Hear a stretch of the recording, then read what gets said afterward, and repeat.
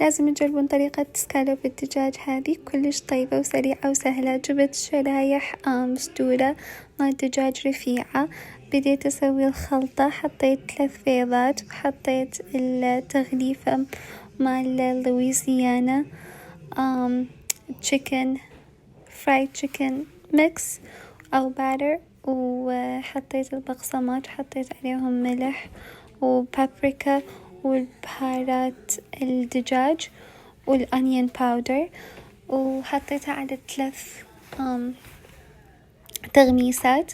وبديت أغمس قطع الدجاج بالبيض أولا، وبعدين بالتغليفة مال لويزيانا باتر، وبعدين بالبقسماط. وسويت هذه العملية لكل شرايح الدجاج وغلفتهم كل زين، وصارت عندي هاي الكمية.